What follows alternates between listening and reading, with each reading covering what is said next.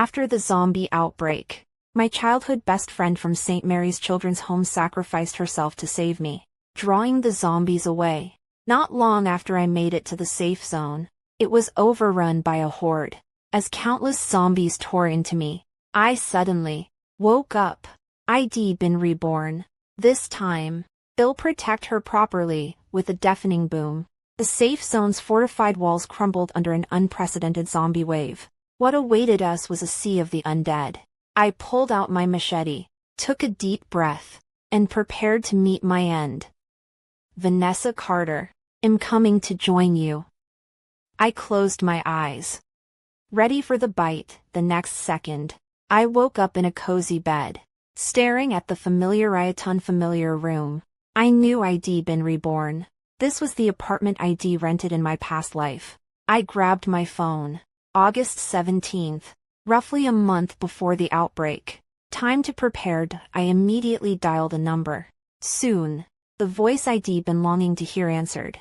You. What's up? Why are you calling me now? Vanessa Carter.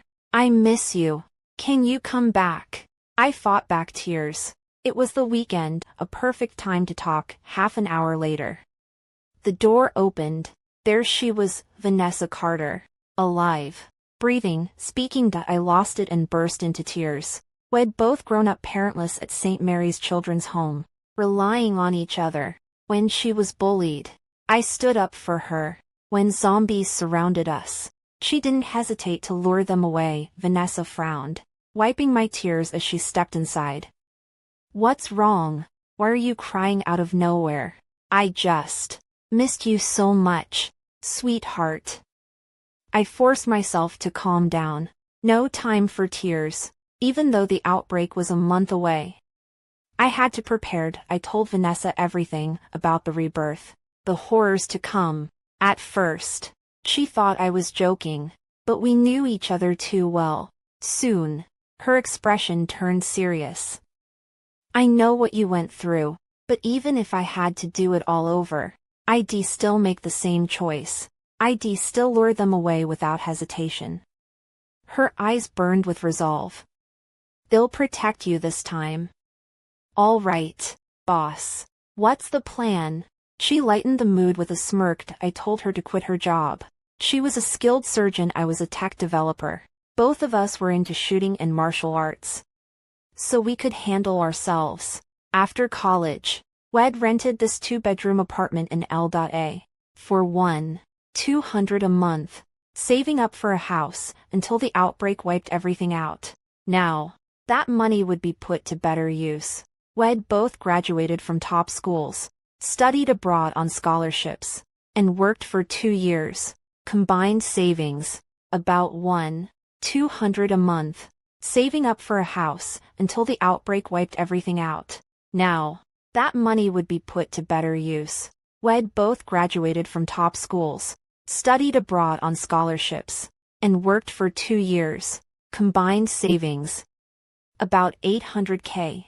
More than enough. We got to work immediately, pulling an all-nighter to find the perfect house near San Francisco, a secluded villa in the suburbs.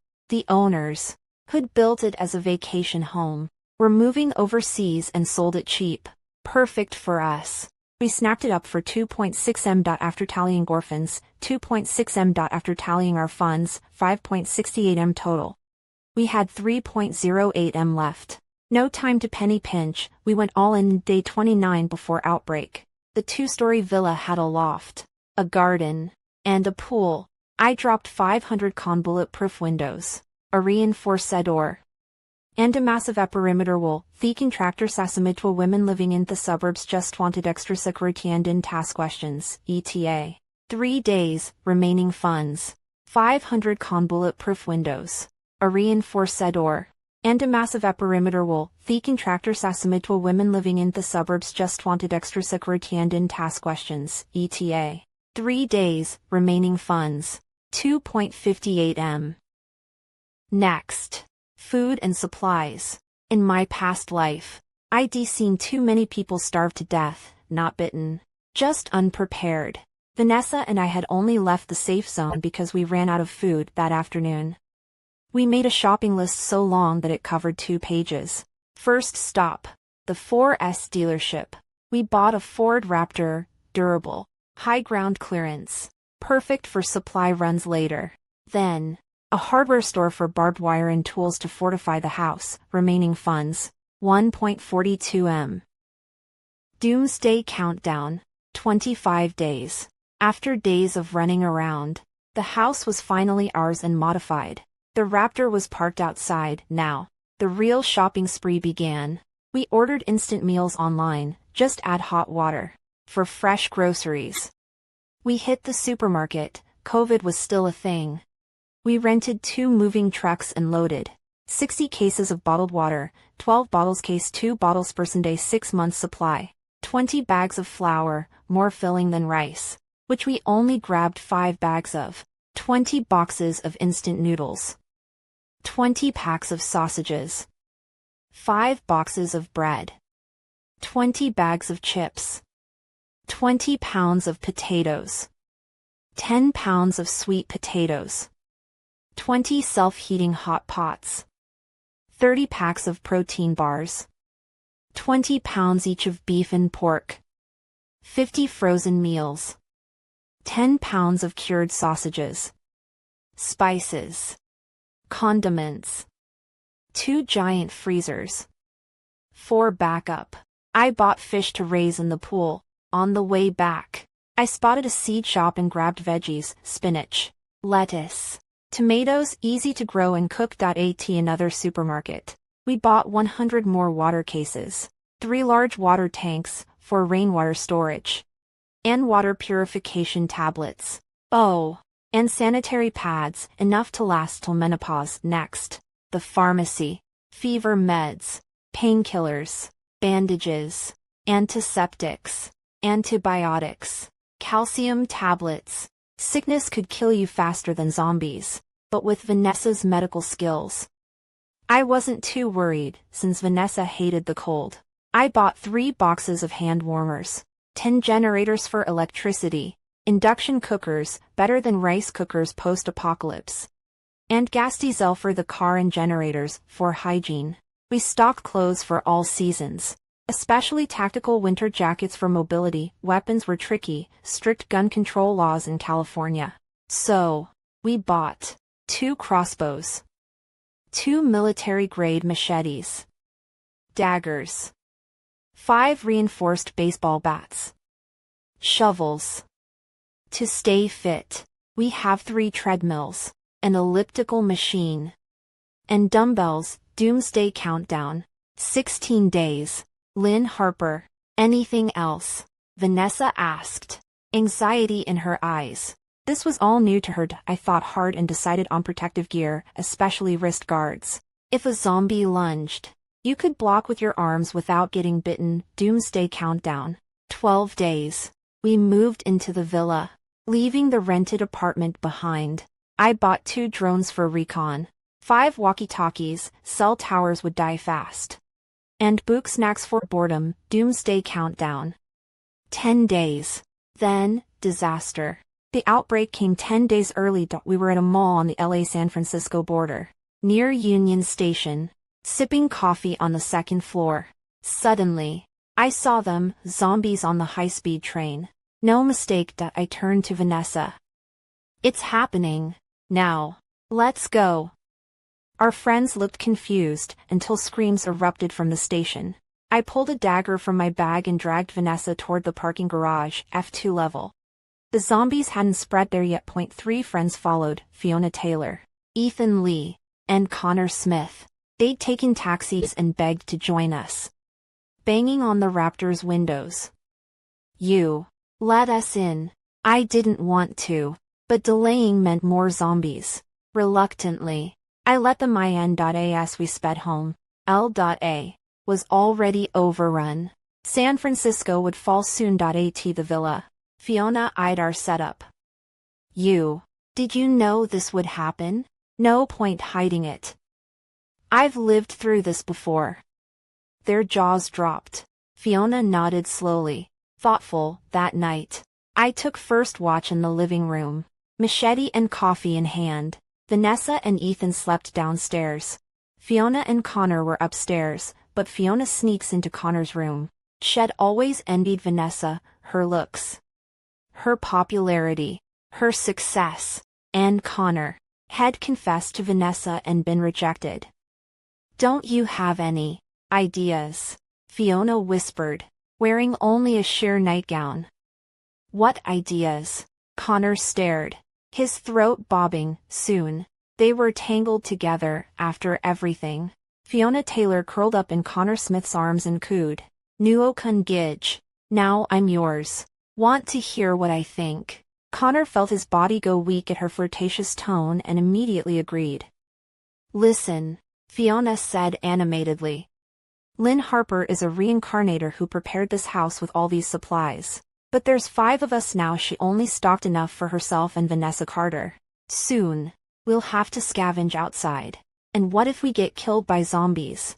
She gestured excitedly. "Here's my plan. We wait for the right moment. Knock all 3 of them out. Then throw them outside.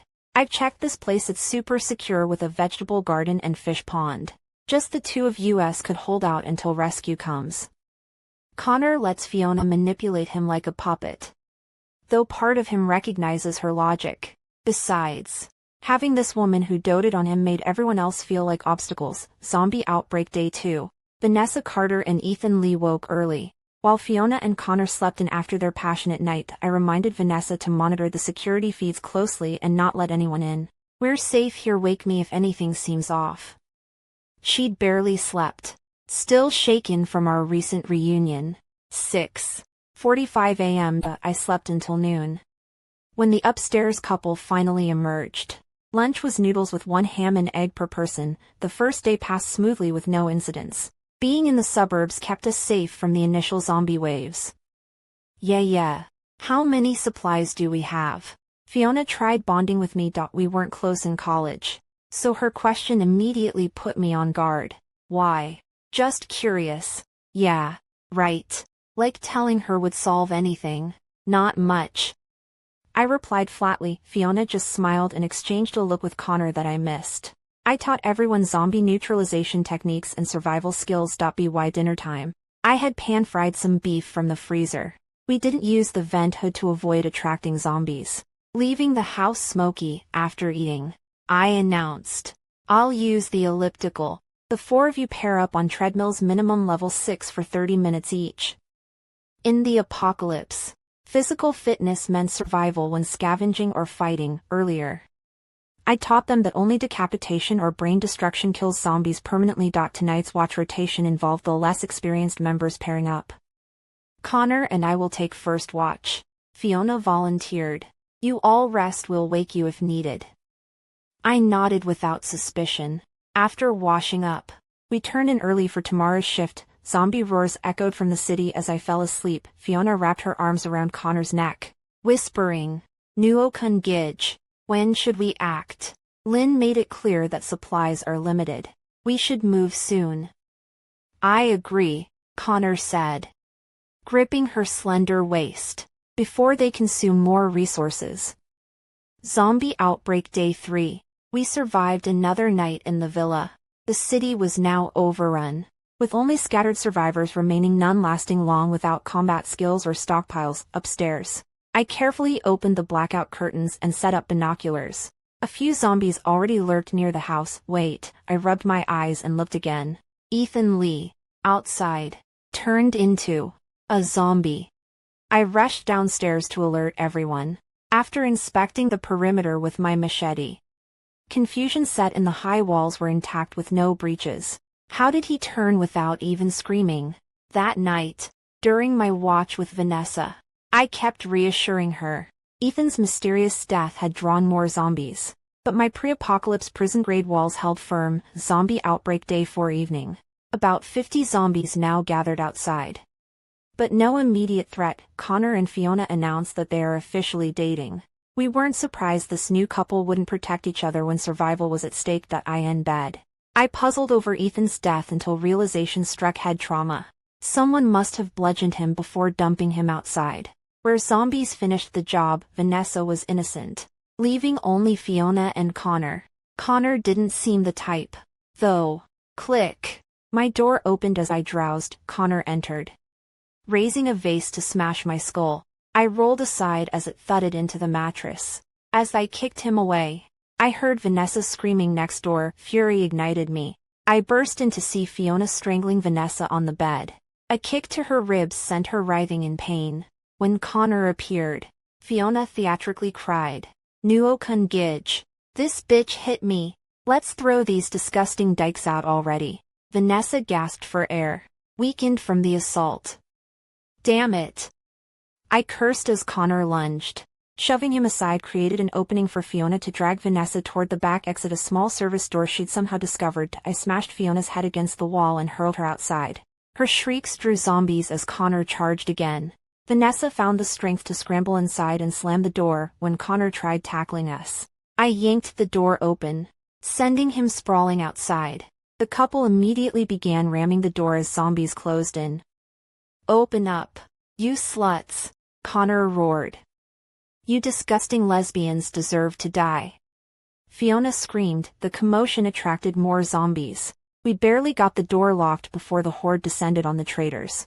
Their screams faded as teeth tore into flesh, holding the trembling Vanessa on the couch. I kissed her forehead. "I'll protect you," she cried softly. "Are we that repulsive to people?" I hesitated. "We're not wrong, sweetheart. Our only crime was falling in love with someone of the same gender." "I love you, Vanessa." Another forehead kiss. "Love you too." Exhausted, she slept in my arms as I draped a blanket over us. These quiet moments together became precious. Our defenses were strong, but could they withstand a horde? I didn't share my doubts. Vanessa was sensitive enough already. Society never accepted our love. But I didn't care. She was my everything. Zombie outbreak day 5. Fiona and Connor were now among the undead. Morning revealed 80 zombies outside, with 50 more approaching. Their keen smell drew them from miles away. Helicopter blades chopped the air. Through binoculars, I saw armed soldiers circling a neighborhood with a bullhorn.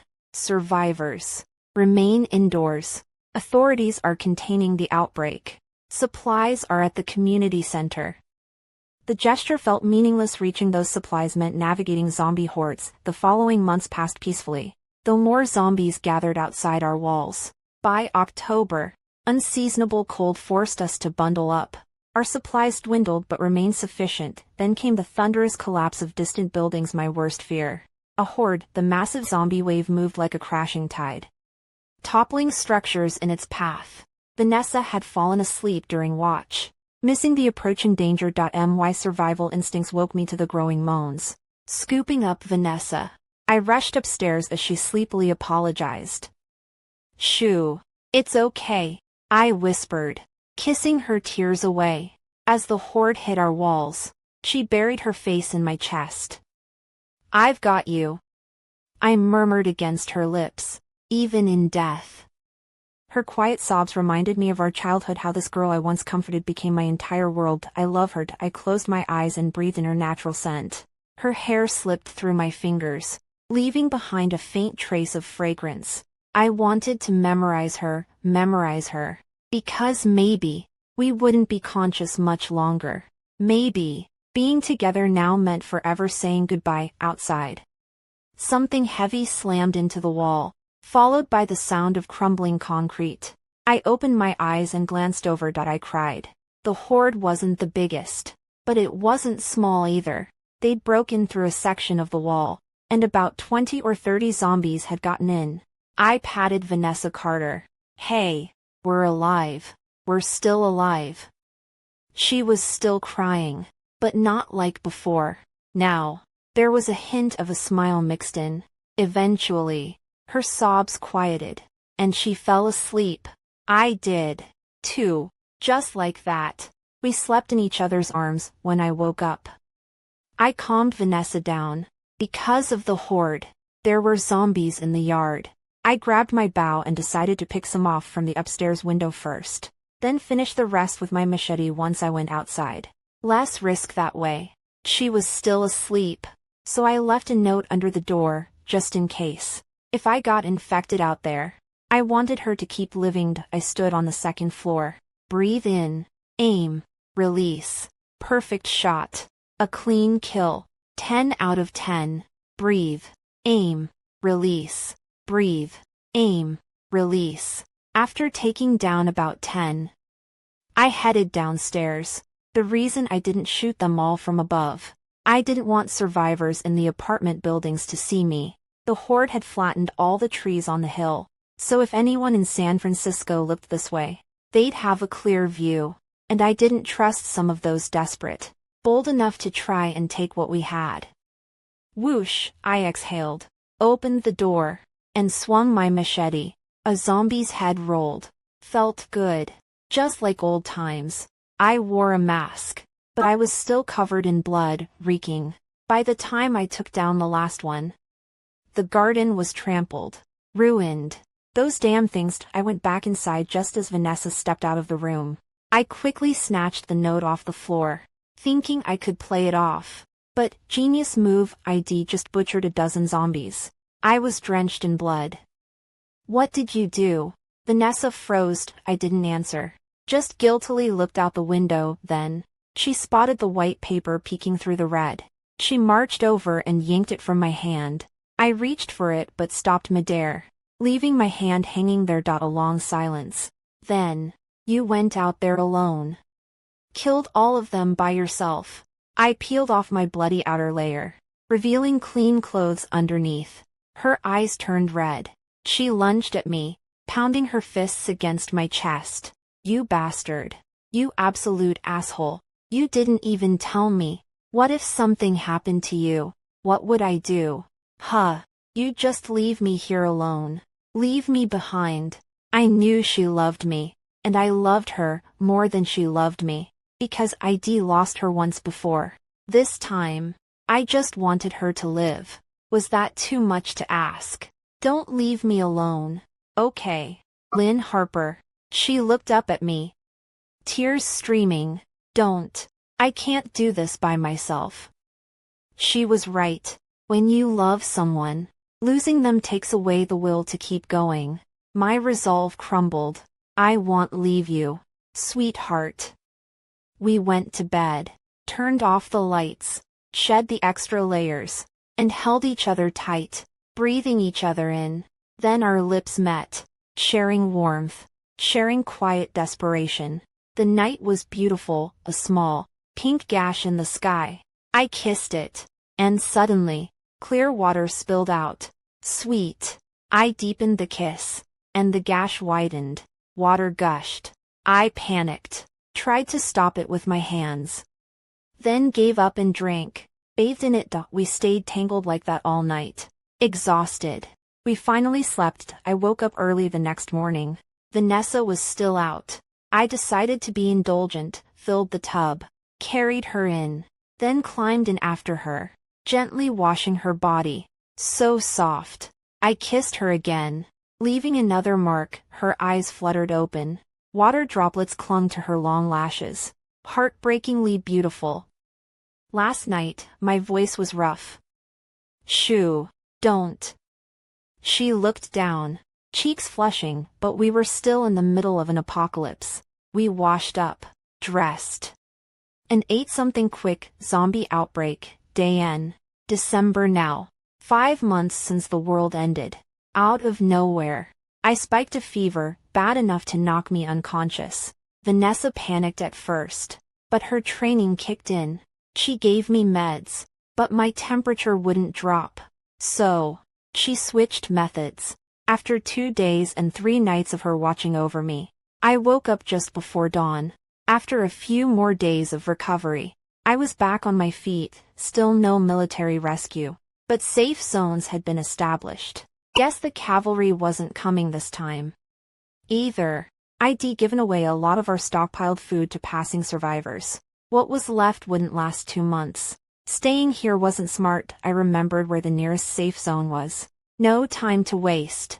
Vanessa and I spent 2 days modifying the car, chains on the tires, reinforced doors, even some makeshift armor. My skills came in handy. I rigged retractable tire spikes, modified from car parts. to protect the windows. We added metal mesh. Then we loaded everything we had left and set off. I shot the gate lock. The door swung open. I slammed the gas and plowed straight into the sea of the undead. Couldn't see a damn thing. Like driving through a pitch-black tunnel, except with growls and shrieks echoing all around. Zombies flooded the yard. Drawn by the raw meat we'd scattered, I gunned it, broke through the horde, and sped downhill. The noise must been too much. At the bottom, other survivors in cars blocked my path. "Hey, we've been watching you," a younger woman called. Rolling down her window, the muscular guy in the driver's seat leaned over. "You know something we don't. Too much chatter. I needed to move. Want to live. Then get out of my way and follow." Luckily, they listened. Vanessa counted 3 cars total. I pulled over in a secluded spot, handed each vehicle a walkie-talkie, a bottle of water, and a piece of bread, then got back on the road. Turns out, the couple who'd spoken up had 2 kids, a 17-year-old son and an 8-year-old daughter.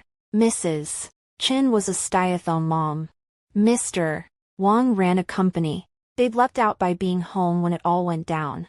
Their villa had supplies, and Mrs. Chen's habit of stockpiling came in handy. They'd even grown veggies in their yard. Never thought that'd save their lives. The second car held some kind of coach. I missed the details. But he knew how to handle himself. Had a trucker's license, too. When the outbreak hit, had fought his way out, grabbing extra food in the process. The last was a famous online novelist, a total recluse in real life. His fear of grocery runs meant Head hoarded non-perishables. That's how Head survived. Then they asked about us. 2 young women, well-defended, well-fed. How? I didn't hide it. Told them straight up. ID lived through this before. Came back. If zombies could exist, why not reincarnation? Dead silence. Then they just kept following. We drove for 5 days, stopping only to rest. By the time we reached the safe zone, we were almost out of food. They assigned us housing. I joined the weapons RD team. Vanessa worked on a zombie serum in the medical division. We barely saw each other. 6 months passed, then one night, I dreamed of Vanessa's death, my first life. Alone in the safe zone. Dreamed of the walls collapsing under a horde's assault. My death. The walls. The collapse. I jolted awake. Ran to headquarters. And laid it all out. They listened. Construction started immediately. Last time, the safe zone fell before the serum was ready. This time, the underground expansion finished in 2 months. But the horde came early, and bigger than before. Shit, I warned HQ. Ordered evacuations. But I didn't go down. Neither did Vanessa. We stayed. I reinforced the defenses. She kept working on the serum. Last I heard, she was making progress. The horde was 5 kilometers out. But I wasn't scared. Not this time. Because I wasn't alone. Vanessa and I would face this together, live or die. The frontline troops launched missiles, trying to thin the herd. But for every zombie blown apart, more took its place. An endless wave. The first line of defense fell. Then the second. The last line collapsed. We're done for. I immediately bolted for the lab. I had to see her one last time. Hold her. Kiss her. And tell her how much I loved her. So much. More than anything. But before I could even speak, she shoved me away and took off running. I chased after her, with the zombies hot on our heels, all the way to the command tower. Now it was just the 2 of us, until the zombies smashed through the door.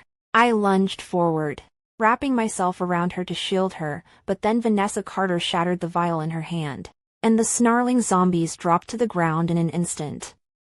I did it, she said. As rows of the undead fell before us, I pulled her into my arms, choking back sobs. Shed done it. Shed done it. After a moment, I steadied myself, hands shaking as I grabbed the walkie-talkie. Calling HQ. Calling HQ. The serum works. We've stopped the outbreak. Cheers erupted from the other end. We had every reason to celebrate. Later, they called us heroes. 3 years passed. Civilization rebuilt itself. Using stem cell reprogramming, sperm-based, Vanessa and I had our child. Now, under clear blue skies, I rest my hand on her rounded belly as we walk hand in hand across the lush green grass.